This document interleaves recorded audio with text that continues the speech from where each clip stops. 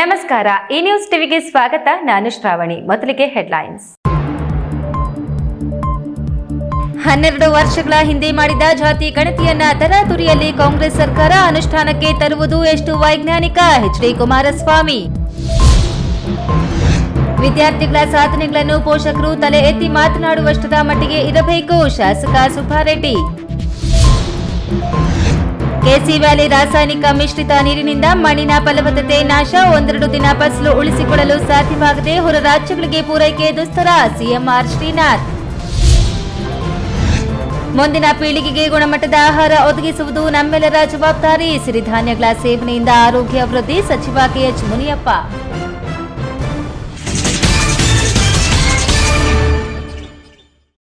ವಾರ್ತೆಗಳ ವಿವರ. ಅಪ್ಪಯ್ಯಣ್ಣನವರ ಆರೋಗ್ಯ ನೋಡಿದಾಗ ಅವರು ಶತಾಯುಷಿ ಎಂಬ ಭಾವನೆ ಇತ್ತು. ನಮಗೆಲ್ಲ ಅವರ ಅನಿರೀಕ್ಷಿತ ಸಾವು ಬಹಳ ನೋವು ತಂದಿದೆ ಎಂದು ಕೇಂದ್ರ ಸಚಿವ ಎಚ್.ಡಿ. ಕುಮಾರಸ್ವಾಮಿ ಹೇಳಿದರು. ದೊಡ್ಡಬಳ್ಳಾಪುರ ತಾಲೂಕಿನ ಹಾಡೋನಹಳ್ಳಿ ಗ್ರಾಮದಲ್ಲಿ ಆಯೋಜಿಸಿದ್ದ ದಿವಂಗತ ಎಚ್ ಅಪ್ಪಯ್ಯಣ್ಣವರ ನುಡಿ ನಮನ ಕಾರ್ಯಕ್ರಮದಲ್ಲಿ ಮಾಜಿ ಮುಖ್ಯಮಂತ್ರಿ ಕೇಂದ್ರ ಸಚಿವ ಎಚ್.ಡಿ. ಕುಮಾರಸ್ವಾಮಿ ಮಾತನಾಡಿ, ಯಾರು ನಿರೀಕ್ಷೆ ಮಾಡಿರದಂತೆ ಅವರ ಸಾವಿನ ಸುದ್ದಿ ತಿಳಿಯಿತು. ಈ ವೇಳೆ ನಾನು ದೆಹಲಿಯಲ್ಲಿದ್ದೆ. ಅವರ ಸಾವಿನ ಸುದ್ದಿ ನಂಬುವ ಸ್ಥಿತಿಯಲ್ಲಿ ನಾನು ಇರಲಿಲ್ಲ. ಒಳಿಯ ಸಂಸ್ಕೃತಿ ಹಿನ್ನೆಲೆ ಕುಟುಂಬದಿಂದ ಬಂದ ಅವರು ಒಬ್ಬ ಸಾಮಾನ್ಯ ರೈತನ ಮಗನಾಗಿ ದೊಡ್ಡಬಳ್ಳಾಪುರ ರಾಜಕೀಯದಲ್ಲಿ ದೊಡ್ಡ ವ್ಯಕ್ತಿಯಾಗಿ ಬೆಳೆದವರು. ಸಹಕಾರಿ ಕ್ಷೇತ್ರ, ಸಾರ್ವಜನಿಕ ಕ್ಷೇತ್ರದಲ್ಲಿ ಸೇವೆ ಸಲ್ಲಿಸಿದ ಅಪ್ಪಯ್ಯಣ್ಣರವರು ಸಮಾಜ ಸೇವೆಯಲ್ಲೂ ಸಾಕಷ್ಟು ಕೆಲಸ ಮಾಡಿದ್ದಾರೆ. ದೊಡ್ಡಬಳ್ಳಾಪುರದಲ್ಲಿ ರಾಜಕೀಯ ಮಾಡುವುದು ಸುಲಭವಾಗಿರಲಿಲ್ಲ. ಇಂತಹ ಕ್ಷೇತ್ರದಲ್ಲಿ ಜೆಡಿಎಸ್ ಪಕ್ಷವನ್ನ ಕಟ್ಟಿದವರು. ಎಲ್ಲೋ ರಾಜಕೀಯ ಪಕ್ಷಗಳ ಮುಖಂಡರ ಜೊತೆಯಲ್ಲಿ ಅನ್ಯೋನ್ಯ ಸಂಬಂಧ ಇದ್ದರೂ ಚುನಾವಣೆ ಬಂದಾಗ ಪಕ್ಷದ ನಿಷ್ಠಾವಂತರಾಗಿ ಕೆಲಸ ಮಾಡಿದವರು. ಅವರ ಪಕ್ಷ ನಿಷ್ಠೆಯಿಂದ ತಳಮಟ್ಟದಲ್ಲಿ ಪಕ್ಷ ಬೆಳೆಯಲು ಸಹಾಯವಾಗಿದೆ ಎಂದರು. ಅವರ ಸಾವಿನ ದಿನ ನಮ್ಮ ಕುಟುಂಬದಿಂದ ಯಾರೊಬ್ಬರೂ ಬಾರದೆ ಇರುವುದಕ್ಕೆ ಬಹಳ ನೋವಿದೆ. ಅಪ್ಪಯ್ಯಣ್ಣರವರ ಸ್ಥಾನ ತುಂಬಲು ಸಾಧ್ಯವಿಲ್ಲ. ಅವರ ಆತ್ಮಕ್ಕೆ ಶಾಂತಿ ಸಿಗಲಿ ಎಂದು ಹೇಳಿದರು. ಜಾತಿ ಗಣತಿ ವಿಚಾರಕ್ಕೆ ಸಂಬಂಧಿಸಿದಂತೆ ಪ್ರತಿಕ್ರಿಯೆ ನೀಡಿದ ಅವರು, 10 ವರ್ಷಗಳಿಗೊಮ್ಮೆ ಜಾತಿ ಗಣತಿ ಮಾಡಬೇಕು. ಆದರೆ ಈಗಾಗಲೇ ಸುಮಾರು 12-13 ವರ್ಷಗಳಾಗಿದೆ ಜಾತಿ ಗಣತಿ ಮಾಡಿ. ಕೇಂದ್ರ ಸರ್ಕಾರವು ಜಾತಿ ಗಣತಿಗೆ ತೀರ್ಮಾನ ತೆಗೆದುಕೊಳ್ಳುತ್ತಿದೆ. ರಾಜ್ಯ ಸರ್ಕಾರ ಹೊಸದಾಗಿ ಜಾತಿ ಗಣತಿ ಮಾಡಬೇಕು. ಇಲ್ಲ, ಕೇಂದ್ರ ಸರ್ಕಾರ ಮಾಡುವವರೆಗೂ ಕಾಯಬೇಕು. 10-12 ವರ್ಷದಲ್ಲಿ ಬಹಳ ಬದಲಾವಣೆ ಸಮಾಜದಲ್ಲಿ ಆಗಿದೆ. 12 ವರ್ಷಗಳ ಹಿಂದೆ ಮಾಡಿದ ಜಾತಿ ಗಣತಿಯನ್ನ ಈಗ ಅನುಷ್ಠಾನಕ್ಕೆ ತರುವುದು ಎಷ್ಟರ ಮಟ್ಟಿಗೆ ವೈಜ್ಞಾನಿಕ, ಅದರ ಸಾಧಕ ಬಾಧಕಗಳನ್ನ ಚರ್ಚೆ ಮಾಡೋಣ ಎಂದರು.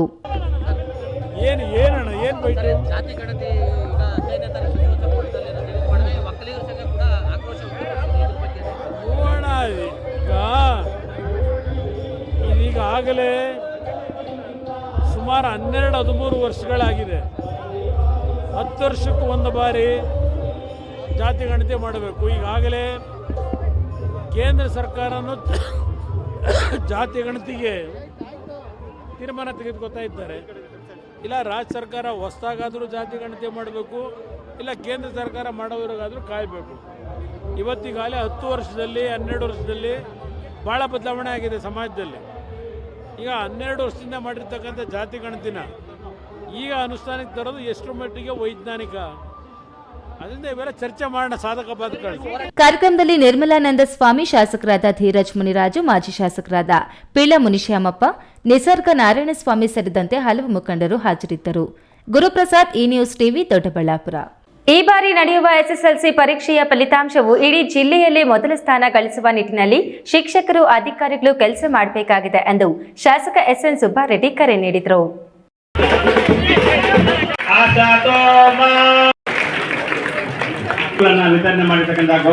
ಬಾಗೇಪಲ್ಲಿ ಪಟ್ಟಣದ ಸರ್ಕಾರಿ ಬಾಲಕಿಯರ ಶಾಲಾ ಆವರಣದಲ್ಲಿ ತಾಲೂಕು ಆಡಳಿತ, ತಾಲೂಕು ಪಂಚಾಯಿತಿ, ಶಿಕ್ಷಣ ಇಲಾಖೆ ಇವರ ಸಂಯುಕ್ತ ಆಶ್ರಯದಲ್ಲಿ ಏರ್ಪಡಿಸಿದ್ದ 2024-25ನೇ ಸಾಲಿನ ಎಸ್ಎಸ್ಎಲ್ಸಿ ಫಲಿತಾಂಶ ಸುಧಾರಣೆಗಾಗಿ ಕೈಗೊಂಡಿರುವ ಹೋಬಳಿ ಮಟ್ಟದ ಪ್ರೇರಣಾ ಕಾರ್ಯಕ್ರಮವನ್ನು ಶಾಸಕ ಸುಬ್ಬಾರೆಡ್ಡಿ ಉದ್ಘಾಟಿಸಿ ಮಾತನಾಡಿ, ಯಾವಾಗಲೂ ಒಳ್ಳೆಯ ಮೆರಿಟ್ ವಿದ್ಯಾರ್ಥಿಗಳ ಬಗ್ಗೆ ಹೆಚ್ಚು ಆಸಕ್ತಿ ವಹಿಸಿ ಉತ್ತೇಜನ ನೀಡುವುದಕ್ಕಿಂತ ಮೊದಲು ಅನುತ್ತೀರ್ಣವಾಗುವ ವಿದ್ಯಾರ್ಥಿಗಳ ಬಗ್ಗೆ ಹೆಚ್ಚು ಆಸಕ್ತಿ ನೀಡಿ ಅಂತಹ ವಿದ್ಯಾರ್ಥಿಗಳು ಉತ್ತೀರ್ಣಗೊಂಡರೆ ಅದೇ ನಮ್ಮ ದೊಡ್ಡ ಸಾಧನೆ.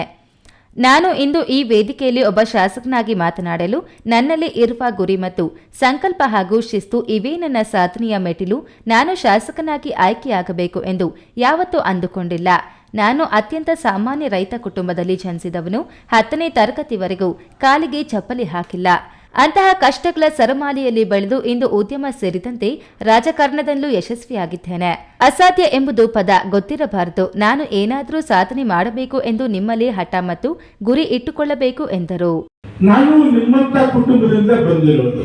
ನಿಮ್ಮ ಬೆಟ್ಟಲ್ಲಿ ಇವತ್ತು ನಾನು ಹೇಳ್ತೇನೆ, ನನ್ನ ಜೀವನ ಎಷ್ಟೊತ್ತು ತನಕ ನಾನು ಚಪ್ಪಲಿ ಕೂಡ ಹಾಕಿರಲಿಲ್ಲ. ನಿಮ್ಗೆ ಜ್ಞಾಪಕ ಇದೆ, ಅಷ್ಟು ಕಷ್ಟದಲ್ಲಿ ಬಂದವ್ರು ನಾವೆಲ್ಲ. ನಾನು ಯಾವತ್ತೂ ಕನಸು ಕಂಡಿರಲಿಲ್ಲ ಈ ತರ ಶಾಸನ ಆಗ್ತೀನಿ, ಈ ವೇದಿಕೆ ಮೇಲೆ ಕೊಡ್ತೀನಿ, ಇಲ್ಲ ಅಂದ್ರೆ 4 ಜನಕ್ಕೆ ಉದ್ಯೋಗ ಕೊಡ್ತೀನಿ. ಹೆಚ್ಚು ಕಮ್ಮಿ 3,000 ಜನ ನನ್ನ ಹತ್ರಕ್ಕೆ ಉದ್ಯೋಗಕ್ಕಿದ್ದಾರೆ.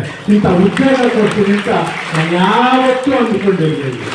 ಇವತ್ತು SSLC ಎಕ್ಸಾಮ್ ಬರ್ತಾ ಇದೆ, ನಿಮ್ಗೆ ಒಂದು ಆತ್ಮವಿಶ್ವಾಸ ಇರಲಿ, ನಾವು ಸಾಧನೆ ಮಾಡಬೇಕು ಹಠ ನಿಮ್ಮಲ್ಲಿರಲಿ, ಯಾವುದು ಅಸಾಧ್ಯ ಅನ್ನೋದೇ ಇಲ್ಲ. ಈ ಸಂದರ್ಭದಲ್ಲಿ ಪುರಸಭೆ ಅಧ್ಯಕ್ಷ ಎ ಶ್ರೀನಿವಾಸ, ಸಾಯಿ ಸಮಿತಿ ಅಧ್ಯಕ್ಷ A Nanjundappa, tahsildar Manisha N Patri, BEO N Venkateshappa, ಕ್ಷೇತ್ರ ಸಮನ್ವಯಾಧಿಕಾರಿ ಆರ್ ವೆಂಕಟರಾಮಪ್ಪ, ಸರ್ಕಾರಿ ನೌಕರರ ಸಂಘದ ಅಧ್ಯಕ್ಷ ಆರ್ ಹನುಮಂತರೆಡ್ಡಿ, ಕೆಡಿಪಿ ಸದಸ್ಯರಾದ ಮಂಜುನಾಥ್ ರೆಡ್ಡಿ, ಜಿಲ್ಲಾ ಪಂಚಾಯಿತಿ ಮಾಜಿ ಸದಸ್ಯ ನರಸಿಂಹಪ್ಪ ಮತ್ತಿತರರು ಹಾಜರಿದ್ದರು. Subbu, A news TV, Bagepalli. KC valley ನೀರಿನ ಸೌಲಭ್ಯದಿಂದ ಪ್ರಾರಂಭದಲ್ಲಿ ಅಂತರ್ಜಲ ಮಟ್ಟ ಏರಿಕೆ ಕಂಡಿದ್ದು, ಈಗ ಅಂತರ್ಜಲ ಮಟ್ಟ ಕುಸಿತ ಕಂಡು ಯಥಾಸ್ಥಿತಿಗೆ ಮರಳಿದೆ. ಕೆಸಿ ವ್ಯಾಲಿ ನೀರಿನಿಂದ ಮಣ್ಣಿನ ಫಲವತ್ತತೆ ಹದಗೆಟ್ಟು ರೋಗಗಳನ್ನು ನಿಯಂತ್ರಿಸುವಂತ ಶಕ್ತಿ ಭೂಮಿ ಕಳೆದುಕೊಂಡಿದೆ ಎಂದು ಜೆಡಿಎಸ್ ಮುಖಂಡ ಸಿಎಂಆರ್ ಶ್ರೀನಾಥ್ ಕಳವಳ ವ್ಯಕ್ತಪಡಿಸಿದರು.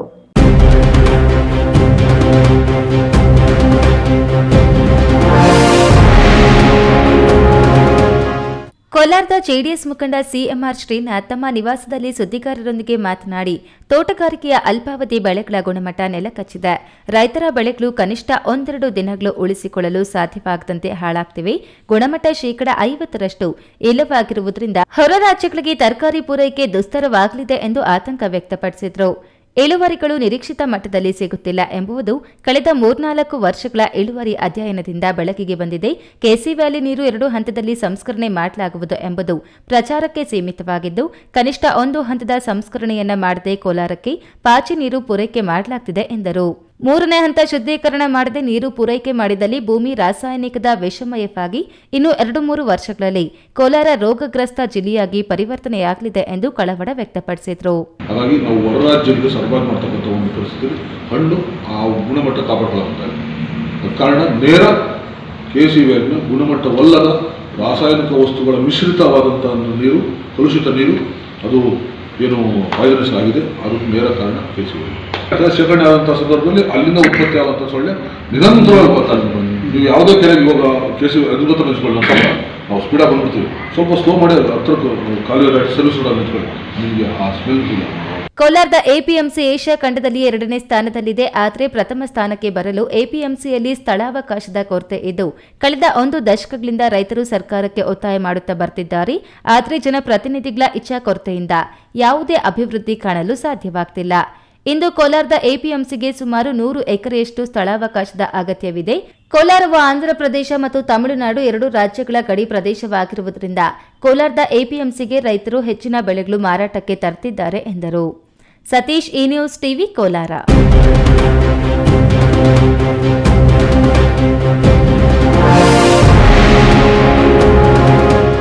ಇದೀಗ ವಿರಾಮದ ನಂತರ ಇ ನ್ಯೂಸ್ ಟಿವಿ ಮುಂದುವರಿಯುತ್ತದೆ. ಕಾವೇರಿ ಬೋರ್ವೆಲ್ ಕೊರೆಸುವ ನಮ್ಮ ಆತ್ಮೀಯ ರೈತ ಬಾಂಧವರಿಗೆ 2% ಹಣವನ್ನು ರಿಯಾಯಿತಿ ಕೊಡುತ್ತೇವೆ. ಬೋರ್ವೆಲ್ ಕೊರೆಸುವಾಗ ನೀರು ಬಾರದಿದ್ದಲ್ಲಿ ಅಥವಾ ಬೋರ್ವೆಲ್ ಫೇಲ್ಯೂರ್ ಆದಲ್ಲಿ 25% ಹಣವನ್ನು ರಿಯಾಯಿತಿ ಕೊಡುತ್ತೇವೆ. Transport charge, meal charge, welding charge, collar charge, cab charge ಸೇರಿದಂತೆ ಇನ್ನಿತರೆ ಯಾವುದೇ ಚಾರ್ಜ್ಗಳು ಇರುವುದಿಲ್ಲ. ಸಂಪರ್ಕಿಸಿ ಅಡ್ಗಲ್ ಪಾತೂರ್ ಆಮರೇಶ್, ಕಾವೇರಿ ಬೋರ್ವೆಲ್ ಏಜೆನ್ಸಿ. ನನ್ನ ಕನಸು ಡಾಕ್ಟರ್ ಆಗೋದು ನನ್ನ ಕನಸು. ಮಗಳು ಡಾಕ್ಟರ್ ಆಗ್ಲಿ ಅನ್ನೋದು ನನ್ನ ಕನಸು. ಕನಸು ಎಲ್ಲರಿಗೂ ಇರುತ್ತದೆ. ಇಂಕ ಡಾಕ್ಟರ್ ಅವ್ರ ಪಂದು ಭಾರಿ ಆಸೆ ಉಂಡು. ಮೆಡಿಕಲ್ ಓದೋಣ ನಡ ಸ್ವಪ್ನ. ಮಕ್ಕಸು ಚಿಕ್ಕ ಸಪನ ಡಾಕ್ಟರ್ ಜಾವ್ ಕಾಮೂಣ. ಕನಸು ಎಲ್ಲೆಲ್ಲೂ ಇರುತ್ತದೆ. ಮೆಡಿಕಲ್ ಓದುವುದು ನನ್ನ ಕನಸು. ನನ್ನ ಮಗನು ಡಾಕ್ಟರ್ ಆಗ್ಬೋದೇನ್ರಿ? ನನ್ನ ಕನಸು ಡಾಕ್ಟರ್ ಆಗೋದು. ಕನಸು ಎಲ್ಲರ ಹಕ್ಕು. ಆದರೆ ಕನಸು ನನಸಾಗಲು ಬೇಕು ನಂಬಿಕೆ, ಛಲ ಮತ್ತು ಪರಿಶ್ರಮ. ಪರಿಶ್ರಮ ನೀಟ್ ಅಕಾಡೆಮಿ. ವಿರಾಮದ ನಂತರ ಈ ನ್ಯೂಸ್ ಟಿವಿಗೆ ಸ್ವಾಗತ. ಮುಂದಿನ ಪೀಳಿಗೆಗೆ ಗುಣಮಟ್ಟದ ಆಹಾರ ಒದಗಿಸುವುದು ನಮ್ಮೆಲ್ಲರ ಜವಾಬ್ದಾರಿ ಆಗಿರುತ್ತದೆ. ಹಾಗಾಗಿ ಗುಣಮಟ್ಟದ ಆಹಾರ ಉತ್ಪನ್ನಗಳನ್ನು ಬೆಳೆಯಲು ರೈತರು ಸಾವಯವ ಕೃಷಿ ಪದ್ಧತಿಯ ಕಡೆಗೆ ಹೆಚ್ಚಿನ ಆದ್ಯತೆ ನೀಡಿ ಎಂದು ಆಹಾರ ನಾಗರಿಕ ಸರಬರಾಜು ಹಾಗೂ ಗ್ರಾಹಕ ವ್ಯವಹಾರಗಳ ಸಚಿವ ಮತ್ತು ಜಿಲ್ಲಾ ಉಸ್ತುವಾರಿ ಸಚಿವರಾದ ಕೆಎಚ್ ಮುನಿಯಪ್ಪ ಹೇಳಿದರು. ದೇವನಹಳ್ಳಿ ಟೌನ್ನ ಕ್ರೀಡಾಂಗಣದಲ್ಲಿ 2024-25ನೇ ಸಾಲಿನ ರಾಷ್ಟ್ರೀಯ ಆಹಾರ ಮತ್ತು ಪೌಷ್ಟಿಕ ಭದ್ರತಾ ಯೋಜನೆಯಡಿ ಹಮ್ಮಿಕೊಂಡಿದ್ದ ಜಿಲ್ಲಾ ಮಟ್ಟದ ಸಾವಯವ ಮತ್ತು ಸಿರಿಧಾನ್ಯಗಳ ಮೇಳೆ 2025 ಕಾರ್ಯಕ್ರಮದ ಸಿರಿಧಾನ್ಯಗಳ ದೀಪ ಬೆಳಗುವುದರ ಮೂಲಕ ಸಚಿವ ಕೆಎಚ್ ಮುನಿಯಪ್ಪ ಉದ್ಘಾಟಿಸಿ ಮಾತನಾಡಿ, ರೈತರು ಬೆಳೆಯುವ ಕೃಷಿ ಉತ್ಪನ್ನಗಳಿಗೆ ಕೊಟ್ಟಿಗೆ ಗೊಬ್ಬರ, ಹಸಿರು ಎಲೆ ಗೊಬ್ಬರ, ಎರೆಹುಳು ಗೊಬ್ಬರ ಸೇರಿದಂತೆ ಸಾವಯವ ಗೊಬ್ಬರ ಬಳಸಿ ಆಹಾರ ಉತ್ಪನ್ನಗಳನ್ನು ಬೆಳೆಯಬೇಕು. ರಾಸಾಯನಿಕ ಗೊಬ್ಬರ ಬಳಸಿದ್ರೆ ಆಹಾರ ಉತ್ಪನ್ನಗಳಲ್ಲಿ ಪೌಷ್ಟಿಕತೆ ಗುಣಮಟ್ಟ ಇರುವುದಿಲ್ಲ. ರಾಸಾಯನಿಕ ಗೊಬ್ಬರದಿಂದ ಬೆಳೆದ ಆಹಾರ ಪದಾರ್ಥಗಳ ಸೇವನೆಯಿಂದ ಪರೋಕ್ಷವಾಗಿ ವಿಷ ಆಹಾರ ಮನುಷ್ಯನ ದೇಹ ಸೇರ್ತಿದೆ. ಸರ್ಕಾರವು ಕೂಡ ರೈತರಿಗೆ ಉತ್ತೇಜನ ನೀಡಿ ಸಾವಯವ ಗೊಬ್ಬರ ಬಳಸಿಕೊಂಡು ಉತ್ತಮ ಇಳುವರಿಯ ಬೆಳೆ ಹಾಗೂ ಸಿರಿಧಾನ್ಯಗಳನ್ನು ಬೆಳೆಯುವಂತೆ ಪ್ರೋತ್ಸಾಹಿಸುವ ಕೆಲಸ ಮಾಡಬೇಕು. ಇದರಿಂದ ನಮಗೆ ಭವಿಷ್ಯದ ಮಕ್ಕಳಿಗೆ ಒಳ್ಳೆಯ ಪೌಷ್ಟಿಕಾಂಶ ಆಹಾರ ಹಾಗೂ ಗುಣಮಟ್ಟದ ಆಹಾರ ಸಿಕ್ಕಂತಾಗುತ್ತದೆ ಎಂದರು. ಈ ಸಂದರ್ಭದಲ್ಲಿ ಕೃಷಿ, ತೋಟಗಾರಿಕೆ, ರೇಷ್ಮೆ, ಪಶು ಇಲಾಖೆಯ ವಿವಿಧ ಯೋಜನೆಗಳ ಸೌಲಭ್ಯಗಳನ್ನು ಅರ್ಹ ಫಲಾನುಭವಿಗಳಿಗೆ ವಿತರಿಸಲಾಯಿತು. ಕೃಷಿ, ತೋಟಗಾರಿಕೆ, ರೇಷ್ಮೆ ಕ್ಷೇತ್ರದಲ್ಲಿ ಉತ್ತಮ ಸಾಧನೆ ಮಾಡಿದ ರೈತರಿಗೆ ಆತ್ಮಶ್ರೇಷ್ಠ ಕೃಷಿ ಪ್ರಶಸ್ತಿ ನೀಡಿ ಸನ್ಮಾನಿಸಲಾಯಿತು. ಮೇಳದಲ್ಲಿ ರೈತರಿಗೆ ಅವಶ್ಯವಿರುವ ಬೇಸಾಯಕ್ಕೆ ಸಂಬಂಧಿಸಿದ ಮಾಹಿತಿಯನ್ನು ಕೃಷಿ ಇಲಾಖೆ ವತಿಯಿಂದ ನೀಡಲಾಯಿತು. ವಿವಿಧ ತಳಿಯ ಕೃಷಿ ಉತ್ಪನ್ನಗಳು, ಪರಿಕರಗಳು, ಯಂತ್ರೋಪಕರಣಗಳ ವಸ್ತು ಪ್ರದರ್ಶನ ಏರ್ಪಡಿಸಲಾಗಿತ್ತು. ಈ ವೇಳೆ ರಾಜ್ಯ 5ನೇ ಹಣಕಾಸು ಆಯೋಗದ ಅಧ್ಯಕ್ಷ ನಾರಾಯಣಸ್ವಾಮಿ, ಜಿಲ್ಲಾ ಗ್ಯಾರಂಟಿ ಅನುಷ್ಠಾನ ಸಮಿತಿ ಅಧ್ಯಕ್ಷ ಬಿರಾಜಣ್ಣ, ತಾಲೂಕು ಗ್ಯಾರಂಟಿ ಅನುಷ್ಠಾನ ಸಮಿತಿ ಅಧ್ಯಕ್ಷ ಸಿ ಜಗನ್ನಾಥ, ಜಿಲ್ಲಾ ಕೃಷಿಕ ಸಮಾಜದ ಅಧ್ಯಕ್ಷ ಎಸ್ಆರ್ ರವಿಕುಮಾರ್, ನಿರ್ದೇಶಕರಾದ SP Muniraju, HM Ravikumar, block Congress ಅಧ್ಯಕ್ಷ ಸಿ ಪ್ರಸನ್ನಕುಮಾರ್ ಮತ್ತಿತರರು ಪಾಲ್ಗೊಂಡಿದ್ದರು. ಹೈದರ್ ಸಾಬ್, ಈ ನ್ಯೂಸ್ ಟಿವಿ, ದೇವನಹಳ್ಳಿ. ಚಿಕ್ಕಬಳ್ಳಾಪುರ ನಗರದ ಶಾಂತಿ ನಗರದಲ್ಲಿರುವ ಫೈಜಾನೆ ಕುದೂಸಿಯಾ ದರ್ಗಾದಲ್ಲಿ ಗೌಸುಲ್ವರ ಗಂಧೋತ್ಸವ ಶುದ್ಧ ಭಕ್ತಿಯಿಂದ ನಡೆಯಿತು. ದರ್ಗಾದ ಪ್ರಮುಖರಾದ ಪೀರ್ ಮಹಮ್ಮದ್ ಮೌಲಾ ಅಲಿ ಶಾ ಖಾದ್ರಿರವರ ಮನೆಯಲ್ಲಿ ವಿವಿಧ ಕಡೆಗಳಿಂದ ಆಗಮಿಸಿದ ಧರ್ಮಗುರುಗಳು ವಿವಿಧ ಧಾರ್ಮಿಕ ಕಾರ್ಯಕ್ರಮಗಳನ್ನು ಶ್ರದ್ಧಾ ಭಕ್ತಿಯಿಂದ ನಡೆಸಿಕೊಟ್ಟರು.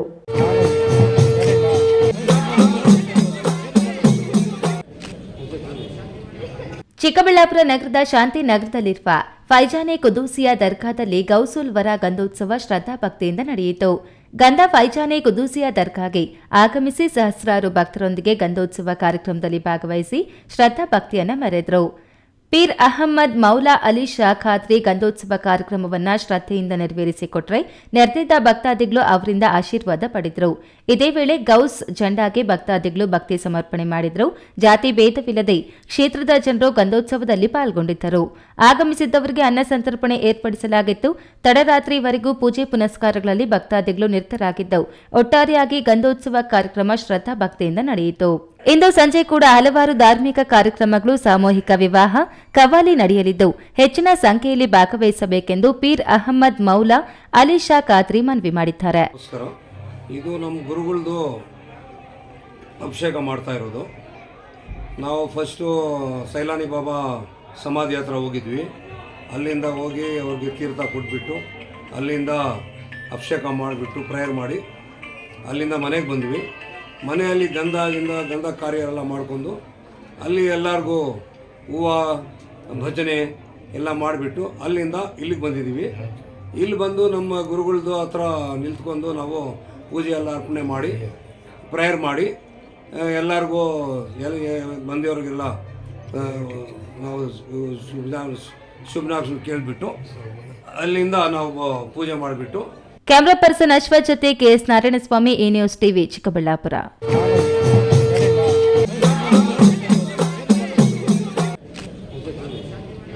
ಪೋಷಕರು ಮಕ್ಕಳ ಪಠ್ಯ ಮತ್ತು ಪಠ್ಯೇತರ ಚಟುವಟಿಕೆಗಳ ಮೇಲೆ ಗಮನವಿರಿಸಬೇಕು.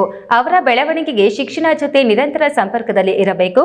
ಶಿಕ್ಷಕರು ಮತ್ತು ಪೋಷಕರ ಪರಸ್ಪರ ಸಂವಹನವು ಮಕ್ಕಳ ಬೆಳವಣಿಗೆಗೆ ಪೂರಕವಾಗಿ ಇರಬೇಕು ಎಂದು ಬಿಜಿಎಸ್ನ ಶ್ರೀ ಮಂಗಳಾನಂದನಾಥ ಸ್ವಾಮೀಜಿ ಸಲಹೆ ನೀಡಿದರು.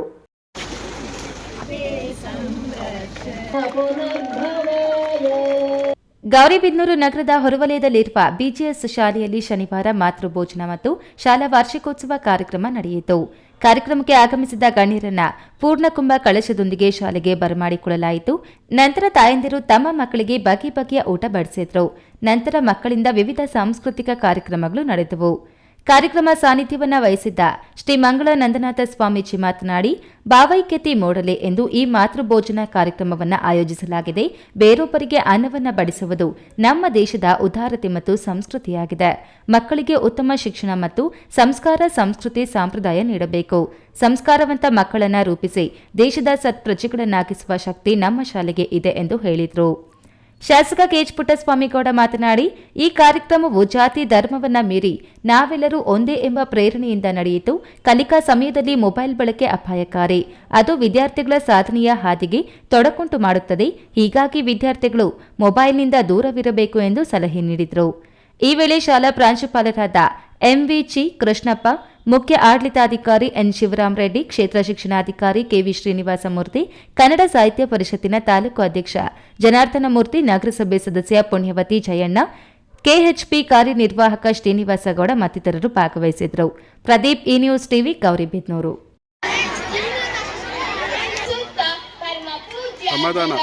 ಶಾಲಾ ಹಂತದಲ್ಲಿ ಮಕ್ಕಳಲ್ಲಿ ವೈಜ್ಞಾನಿಕ ಮನೋಭಾವ ಬೆಳೆಸುವ ಸಲುವಾಗಿ ಹಳೆಯ ಪದ್ಧತಿ ಮತ್ತು ಆಧುನಿಕ ಪದ್ಧತಿಯ ವ್ಯತ್ಯಾಸಗಳನ್ನು ತಿಳಿಸಿ ವರ್ಷದಿಂದ ವರ್ಷಕ್ಕೆ ವಿಜ್ಞಾನ ಕಾಣುತ್ತಿರುವ ಪ್ರಗತಿಯ ಬಗ್ಗೆ ವಿದ್ಯಾರ್ಥಿಗಳಲ್ಲಿ ಅರಿವು ಮೂಡಿಸುವಂತಹ ಕಾರ್ಯಕ್ರಮವನ್ನು ಶಾಲಾ ವಾರ್ಷಿಕೋತ್ಸವ ಸಂದರ್ಭದಲ್ಲಿ ಆಯೋಜನೆ ಮಾಡಿ ಪ್ರೋತ್ಸಾಹಿಸುತ್ತಿರುವುದು ಶ್ಲಾಘನೀಯ ಎಂದು ಪೂರ್ಣಪ್ರಜ್ಞಾ ಸಂಶೋಧನಾ ಕೇಂದ್ರದ ನಿರ್ದೇಶಕ ಡಾಕ್ಟರ್ ಆನಂದ್ ತಿಳಿಸಿದರು.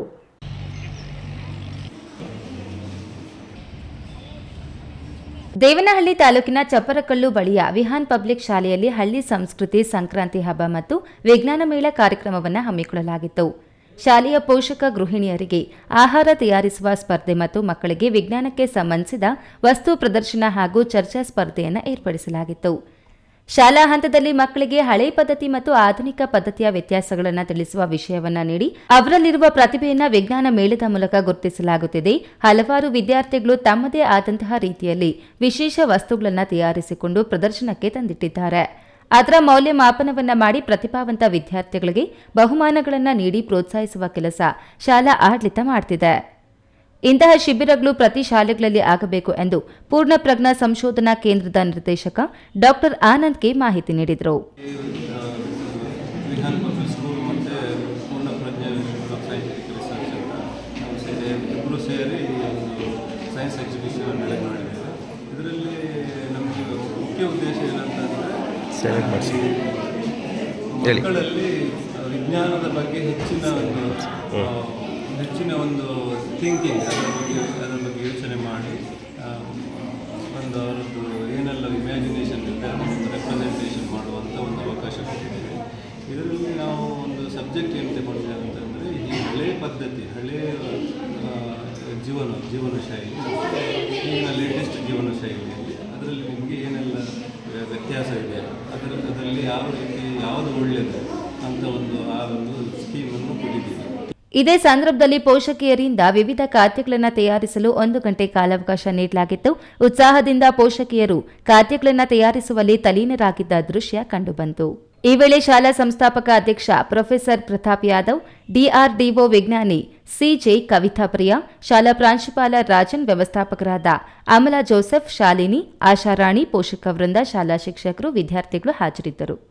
Hyder Sab, E news TV, Devanahalli. ದಲಿತ ಮುಖಂಡ ಗೋಪಾಲ್ ರವರನ್ನು ದೇವಸ್ಥಾನದ ಪ್ರವೇಶ ನಿರಾಕರಣೆ ಆರೋಪ ದೂರು ದಾಖಲಾದ ಹಿನ್ನೆಲೆಯಲ್ಲಿ ಗ್ರಾಮದಲ್ಲಿ ತಹಶೀಲ್ದಾರ್ ಮತ್ತು ಡಿವೈಎಸ್ಪಿ ವೃತ್ತ ನಿರೀಕ್ಷಕರು ಹಾಗೂ ಗ್ರಾಮದ ಮುಖಂಡರು ಸೇರಿ ಶನಿವಾರದಂದು ಶಾಂತಿ ಸಭೆಯನ್ನು ನಡೆಸಿದರು.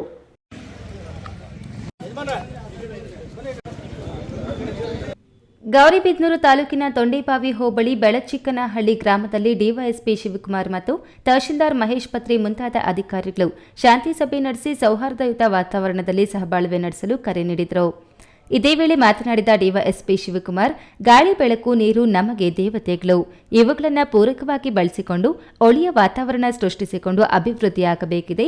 ನಾವು ಡಾಕ್ಟರ್ ಬಿಆರ್ ಅಂಬೇಡ್ಕರ್ ಸಂವಿಧಾನದಡಿಯಲ್ಲಿ ಸ್ವತಂತ್ರವಾಗಿ ಬದುಕುತ್ತಿದ್ದೇವೆ. ಅವರನ್ನು ನೆನೆಸುತ್ತಾ ಇನ್ನು ಮುಂದೆ ನಿಮ್ಮ ಗ್ರಾಮದಲ್ಲಿಯೇ ಆಗಲಿ ಎಲ್ಲಾದರೂ ಆಗಲಿ ಈ ರೀತಿಯ ಘಟನೆಗಳು ನಡೆಯಬಾರದು.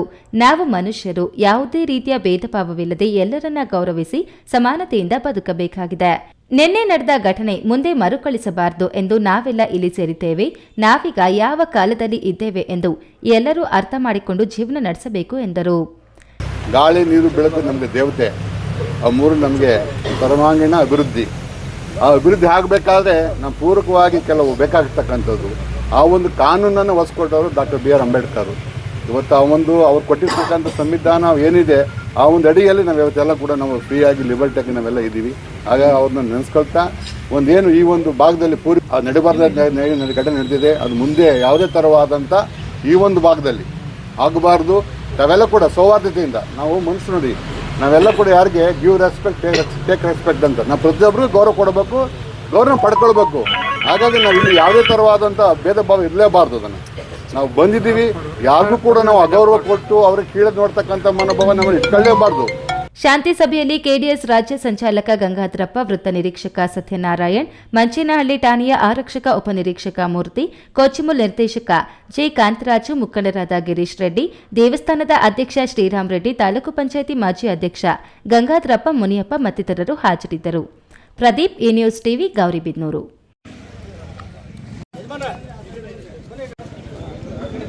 ಶಿಡ್ಲಘಟ್ಟ ತಾಲೂಕಿನ ಪ್ರಾಥಮಿಕ ಕೃಷಿ ಮತ್ತು ಗ್ರಾಮೀಣ ಅಭಿವೃದ್ಧಿ ಬ್ಯಾಂಕ್ನ 5 ವರ್ಷಗಳ ಅವಧಿಯ ಆಡಳಿತ ಮಂಡಳಿಯ ನಿರ್ದೇಶಕರುಗಳ ಸ್ಥಾನಕ್ಕೆ ನಾಮಪತ್ರಗಳನ್ನು ಸಲ್ಲಿಸುವ ಪ್ರಕ್ರಿಯೆ ಮುಗಿದಿದ್ದು 14 ಕ್ಷೇತ್ರಗಳಿಗೆ ಬರೋಬ್ಬರಿ 40 ನಾಮಪತ್ರಗಳು ಸಲ್ಲಿಕೆಯಾಗಿವೆ.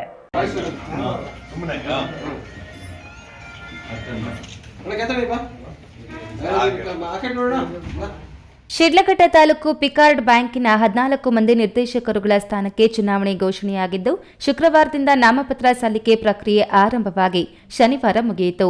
ಒಟ್ಟು 40 ನಾಮಪತ್ರಗಳು ಸಲ್ಲಿಕೆಯಾಗಿವೆ. ಶಿಡ್ಲಘಟ್ಟ ನಗರ BCM B ವರ್ಗ ಮೀಸಲು ಕ್ಷೇತ್ರ, ಆನೂರು ಪರಿಶಿಷ್ಟ ಪಂಗಡ ಮೀಸಲು ಕ್ಷೇತ್ರ, ಅಬ್ಲೋಡು ಸಾಮಾನ್ಯ ಕ್ಷೇತ್ರ, ಮೇಲೂರು ಸಾಮಾನ್ಯ ಕ್ಷೇತ್ರ, ಜಂಗಮಕೋಟೆ ಸಾಮಾನ್ಯ ಕ್ಷೇತ್ರ, ದಿಪುರಹಳ್ಳಿ ಸಾಮಾನ್ಯ ಕ್ಷೇತ್ರ, ದೊಡ್ಡತೀಕಹಳ್ಳಿ ಸಾಮಾನ್ಯ ಕ್ಷೇತ್ರ, ವೈ ಹುಣಸೇನಹಳ್ಳಿ ಮಹಿಳಾ ಮೀಸಲು ಕ್ಷೇತ್ರ, ಗಂಜಿಗುಂಟೆ ಸಾಮಾನ್ಯ ಕ್ಷೇತ್ರ, ಸಾದಲಿ ಪರಿಶಿಷ್ಟ ಜಾತಿ ಮೀಸಲು ಕ್ಷೇತ್ರ, ಚೀಮಂಗಳ ಮಹಿಳಾ ಮೀಸಲು ಕ್ಷೇತ್ರ, ಪಲಿಚೇರ್ಲು ಹಿಂದುಳಿದ ವರ್ಗ ಎ ಮೀಸಲು ಕ್ಷೇತ್ರ, ಮಳಮಾಚನಹಳ್ಳಿ ಸಾಮಾನ್ಯ ಕ್ಷೇತ್ರ ಹಾಗೂ ಸಾಲಗಾರರಲ್ಲದ ಕ್ಷೇತ್ರಕ್ಕೆ ನಾಮಪತ್ರಗಳ ಸಲ್ಲಿಕೆ ಇಂದಿನಿಂದ ಆರಂಭವಾಗಿದೆ. ಚುನಾವಣೆ ಬಂದಿದೆ. 24, 25, 25ನೇ ವರ್ಷಕ್ಕೋಸ್ಕರ 5 ವರ್ಷ ಆಯಿತು. ಅದೇ ರೀತಿಯಾಗಿ ಇವತ್ತು ನಾವು ನಾಮಿನೇಷನ್ ಕೂಡ ಸಹ ಫೈಲ್ ಮಾಡಿದ್ದೀವಿ. ಇವತ್ತಿಗೆ 14 ಕ್ಷೇತ್ರಗಳಲ್ಲಿ 14 ಕ್ಷೇತ್ರಗಳಲ್ಲಿ ನಾವು 13 ಕ್ಷೇತ್ರಗಳನ್ನು ಪೂರೈಸಿದ್ದೇವೆ. ಕಾರಣಾಂತರಗಳಿಂದ 600 ಕ್ಷೇತ್ರವನ್ನು ಪೂರೈಸೋಕ್ಕಾಗಲಿಲ್ಲ. ಆದ್ದರಿಂದ ಆ ಕ್ಷೇತ್ರ ಇಲ್ಲ, ನಾವು ನಾಮಿನೇಷನ್ ಮಾಡೋಕ್ಕಾಗಲಿಲ್ಲ. 13 ಕ್ಷೇತ್ರಗಳಲ್ಲಿ ನಾವು ಹಾಕಿದ್ದೀವೋ 13 ಕ್ಷೇತ್ರಗಳಲ್ಲಿ ನಾವು ಸುಮಾರು ಅಂದರೆ 10 ಕ್ಷೇತ್ರಗಳಲ್ಲಿ ಗೆಲ್ಲಬೇಕಂತ ನಾವು ಪ್ರಯತ್ನದಲ್ಲಿದ್ದೀವಿ. ಈ ಬ್ಯಾಂಕ್ನ ಆಡಳಿತ ಮಂಡಳಿ ಚುನಾವಣೆಯನ್ನು ದಿನಾಂಕ 19/1/2025 ನಿಗದಿಪಡಿಸಿದ್ದೀವಿ. ಅದರ ನಿಮಿತ್ತ ಈ ದಿನ ಅಂದರೆ ದಿನಾಂಕ 10/1/2025 ಮತ್ತು 11/1/2025 ನಾಮಪತ್ರ ಸಲ್ಲಿಸೋದಕ್ಕೆ ಅವಕಾಶ ಇತ್ತು. ಈ ದಿನ 10/1/2025 ಬೆಳಗ್ಗೆ 11 ಗಂಟೆಗೆ ನಾಮಪತ್ರ ಸಲ್ಲಿಕೆ ಆರಂಭ 5 ಗಂಟೆಗೆ ಮುಕ್ತಾಯ ಆಗಿದೆ. ಈ ಅವಧಿಯಲ್ಲಿ ಒಟ್ಟು ವಿವಿಧ ಕ್ಷೇತ್ರಗಳಿಗೆ 32 ನಾಮಪತ್ರಗಳು ಸ್ವೀಕೃತ ಆಗಿದ್ದಾವೆ. ನಾಳೆ ಬೆಳಗ್ಗೆ 11ರಿಂದ ಮತ್ತೆ ಮಧ್ಯಾಹ್ನ 3 ಗಂಟೆಯವರೆಗೆ ನಾಮಪತ್ರ ಸಲ್ಲಿಸೋದಕ್ಕೆ ಅವಕಾಶ ಇದೆ. ಒಟ್ಟು 14 ಕ್ಷೇತ್ರಗಳಿಗೆ ಕಾಂಗ್ರೆಸ್, ಜೆಡಿಎಸ್ ಮತ್ತು ಬಿಜೆಪಿ ಬೆಂಬಲಿತ 39 ಮಂದಿ ಆಕಾಂಕ್ಷಿ ಅಭ್ಯರ್ಥಿಗಳು 40 ನಾಮಪತ್ರಗಳನ್ನು ಸಲ್ಲಿಸಿದ್ದಾರೆ. ಚುನಾವಣಾ ಅಧಿಕಾರಿಯಾಗಿರುವ ಸಹಕಾರಿ ಅಭಿವೃದ್ಧಿ ಅಧಿಕಾರಿ ಮಂಜುನಾಥ್ ಅವರು ಪಿಕಾರ್ಡ್ ಬ್ಯಾಂಕ್ನ ಸಭಾಂಗಣದಲ್ಲಿ ನಾಮಪತ್ರಗಳನ್ನು ಸ್ವೀಕರಿಸಿದರು. ಜನವರಿ 12ರಂದು ಭಾನುವಾರ ನಾಮಪತ್ರಗಳ ಪರಿಶೀಲನೆ ನಡೆಯಲಿದ್ದು 13ರಂದು ಸೋಮವಾರ ನಾಮಪತ್ರ ವಾಪಸ್ ಪಡೆಯಲು ಕಡೆಯ ದಿನವಾಗಿರುತ್ತದೆ. ಜನವರಿ 15ರಂದು ಬುಧವಾರ ಚಿಹ್ನೆಯೊಂದಿಗೆ ಅರ್ಹ ಅಭ್ಯರ್ಥಿಗಳ ಪಟ್ಟಿಯನ್ನು ಪ್ರಕಟಿಸಲಿದ್ದು ಜನವರಿ 19ರಂದು ಭಾನುವಾರ ಮತದಾನ ನಡೆಯಲಿದೆ. Virapura Manjunath, E news TV, Sidlaghatta. ಶಾಲಾ ಮಕ್ಕಳಲ್ಲಿ ವ್ಯಾಪಾರ ವಹಿವಾಟು, ಹಣದ ಲೆಕ್ಕಾಚಾರ, ಲಾಭ ನಷ್ಟದ ಅರಿವು ಅಗತ್ಯವಿದ್ದು ಶಾಲೆಗಳಲ್ಲಿ ನಡೆಯುವ ಮಕ್ಕಳ ಸಂತೆಯು ಮಕ್ಕಳಲ್ಲಿ ಅರಿವು ಮೂಡಿಸುವಲ್ಲಿ ಮುಖ್ಯ ಪಾತ್ರ ವಹಿಸುತ್ತದೆ ಎಂದು ರೈತ ಸಂಘದ ರಾಜ್ಯ ಕಾರ್ಯಾಧ್ಯಕ್ಷ ಭಕ್ತರಹಳ್ಳಿ ಬೈರೇಗೌಡ ಅಭಿಪ್ರಾಯಪಟ್ಟರು.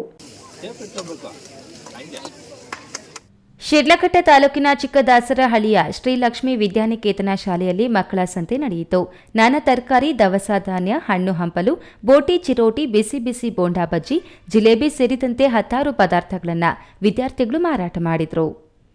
ರೈತ ಸಂಘದ ರಾಜ್ಯ ಕಾರ್ಯಾಧ್ಯಕ್ಷ ಭಕ್ತರಹಳ್ಳಿ ಬೈರೇಗೌಡ ಮಕ್ಕಳ ಸಂತೆ ಕಾರ್ಯಕ್ರಮವನ್ನು ಉದ್ಘಾಟಿಸಿ ಮಾತನಾಡಿ, ಶಾಲಾ ಮಕ್ಕಳಲ್ಲಿ ವ್ಯಾಪಾರ ವಹಿವಾಟು, ಹಣದ ಲೆಕ್ಕಾಚಾರ, ಲಾಭ ನಷ್ಟದ ಅರಿವು ಅಗತ್ಯವಿದ್ದು, ಶಾಲೆಗಳಲ್ಲಿ ನಡೆಯುವ ಮಕ್ಕಳ ಸಂತೆಯು ಮಕ್ಕಳಲ್ಲಿ ಅರಿವು ಮೂಡಿಸುವಲ್ಲಿ ಮುಖ್ಯ ಪಾತ್ರ ವಹಿಸುತ್ತದೆ ಎಂದರು. ಏನಾದರೂ ಕಾರ್ಯಕ್ರಮ ಮಾಡಿದ್ರೂ ಕೂಡ ಒಂದು ರೀತಿಯಲ್ಲಿ ವಿಭಿನ್ನವಾದಂಥ ಕಾರ್ಯಕ್ರಮ ಮಾಡ್ತಿರುವಂಥ ಈ ತಾಲೂಕಿನಲ್ಲಿ ಅದರಲ್ಲೂ ವಿಶೇಷವಾಗಿ ಗ್ರಾಮೀಣ ಭಾಗದ ಒಂದು ವಿದ್ಯಾಸಂಸ್ಥೆಯಲ್ಲಿ ಲಕ್ಷ್ಮೀ ವಿದ್ಯಾಸಂಸ್ಥೆಯಲ್ಲಿ ಒಂದು ರೈತರ ಸಂತೆ ಹಬ್ಬ ರೀತಿಯಲ್ಲಿ ಏನು ನಡೀತಾ ಇದೆ. ಇದು ಒಂದು ರೀತಿಯಲ್ಲಿ ಕೃತಕವಾದಂಥ ಒಂದು ಹಬ್ಬದ ರೀತಿಯಲ್ಲಿ ಅಲ್ಲದೆ ಸಂತೆ ರೀತಿಯಲ್ಲಿ ನಡೀತಾ ಇದೆ. ಇವತ್ತೇನು UKGಯಿಂದ 10ನೇ ತರಗತಿವರೆಗೂ ಏನು ನಮ್ಮ ವ್ಯಾಪಾರ ಮಾಡ್ತಾವ್ರಲ್ಲ ನಮ್ಮ ವಿದ್ಯಾರ್ಥಿಗಳು, ಅವರು ಮುಂದೆ ಜೀವನದಲ್ಲೂ ಕೂಡ ಒಂದು ವ್ಯಾಪಾರೀಕರಣ ರೀತಿಯಲ್ಲಿ ಬೆಳೀಲಿ ಅನ್ನೋ ಉದ್ದೇಶ. ಈಗಿನ ಕಾಲದ ಬಹಳಷ್ಟು ಮಕ್ಕಳಿಗೆ ಸಂತೆಯ ಕಲ್ಪನೆಯೇ ಇಲ್ಲ. ಸಾಕಷ್ಟು ತರಕಾರಿ ಹಣ್ಣುಗಳ ಪರಿಚಯವೂ ಇಲ್ಲ. ವ್ಯಾಪಾರ ವಹಿವಾಟು ಕುರಿತು ಸಾಮಾನ್ಯ ಜ್ಞಾನವೂ ಇಲ್ಲ. ಹಾಗಾಗಿ ಇವೆಲ್ಲವುಗಳ ಬಗ್ಗೆ ಅರಿವು ಮೂಡಿಸುವ ಮತ್ತು ಸ್ವತಃ ಅನುಭವವನ್ನ ನೀಡುವ ಮಕ್ಕಳ ಸಂತೆ ಕಾರ್ಯಕ್ರಮಗಳು ನಡೆಯಬೇಕು ಎಂದರು. ಕಾರ್ಯಕ್ರಮಕ್ಕೆ ಆಗಮಿಸಿದ್ದ ಅತಿಥಿಗಳು, ಪೋಷಕರು ಮಕ್ಕಳ ಸಂತೆಯಲ್ಲಿ ಹಣ್ಣು, ತರಕಾರಿ, ತಿನಿಸು, ತಿಂಡಿಗಳನ್ನು ಖರೀದಿಸಿದ್ರು. ಶಾಲೆಯ ಕಾರ್ಯದರ್ಶಿ ದೇವರಾಜ್, ಕೃಷಿ ಪಂಡಿತ ಪ್ರಶಸ್ತಿ ವಿಜೇತ ಹಿತ್ತಲಹಳ್ಳಿ ಗೋಪಾಲಗೌಡ, ತಾಲೂಕು ಪಂಚಾಯಿತಿ ಮಾಜಿ ಅಧ್ಯಕ್ಷ ರಾಜಶೇಖರ್, ಶಾಲಾ ಸಿಬ್ಬಂದಿ, ಪೋಷಕರು ಹಾಜರಿದ್ದರು. ವೀರಾಪುರ ಮಂಜುನಾಥ್, ಈ ನ್ಯೂಸ್ ಟಿವಿ, ಶಿಡ್ಲಘಟ್ಟ.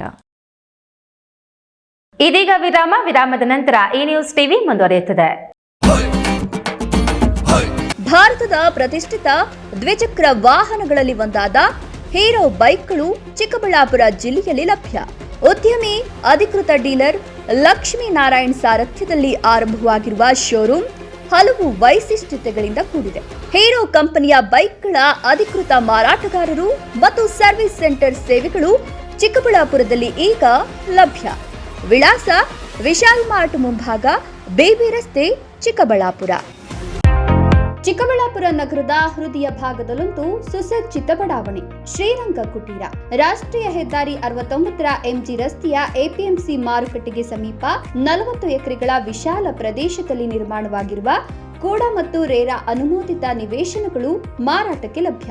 ವಿಶಾಲವಾದ ರಸ್ತೆಗಳು, ಉದ್ಯಾನವನ, ಕ್ಲಬ್ ಹೌಸ್ ಸೇರಿದಂತೆ ಎಲ್ಲ ಅಗತ್ಯ ಸೌಲಭ್ಯಗಳನ್ನು ಹೊಂದಿರುವ ಚಿಕ್ಕಬಳ್ಳಾಪುರ ನಗರದ ದೊಡ್ಡ ಬಡಾವಣೆ ಶ್ರೀರಂಗ ಕುಟೀರ. ನಿವೇಶನ ಖರೀದಿಸಲು ಬ್ಯಾಂಕ್ ಸಾಲ ಸೌಲಭ್ಯ ಲಭ್ಯ. ಜೈನ್ ಮಿಷನ್ ಆಸ್ಪತ್ರೆ, ಜೈನ್ ಮಿಷನ್ ಟ್ರಸ್ಟ್ನ ಲಾಭರಹಿತ ಉಪಕ್ರಮ. ಕರ್ನಾಟಕ ರಾಜ್ಯ ಬೀಜ ನಿಗಮ ಪಕ್ಕ, ಬೇಬಿ ರಸ್ತೆ, ಚಿಕ್ಕಬಳ್ಳಾಪುರ. ದಶಕಗಳಿಂದ ಆರೋಗ್ಯ ಕ್ಷೇತ್ರದಲ್ಲಿ ಲಾಭರಹಿತವಾಗಿ ಸೇವೆ ಸಲ್ಲಿಸುತ್ತಿರುವ ಜೈನ್ ಮಿಷನ್ ಆಸ್ಪತ್ರೆ ದಿನದ 24 ಗಂಟೆ ತುರ್ತು ಚಿಕಿತ್ಸೆಯಿಂದ ಹಿಡಿದು ಎಲ್ಲಾ ಕಾಯಿಲೆಗಳಿಗೂ ಇಲ್ಲಿ ಚಿಕಿತ್ಸೆ ಲಭ್ಯ. ದೂರವಾಣಿ ಸಂಖ್ಯೆ 08156295108. ತುರ್ತು ಸಹಾಯವಾಣಿ 6364464470. ವಿರಾಮದ ನಂತರ ಈ ನ್ಯೂಸ್ ಟಿವಿಗೆ ಮತ್ತೆ ಸ್ವಾಗತ. ಇದೀಗ ಸಂಕ್ಷಿಪ್ತ ಸುದ್ದಿಗಳು.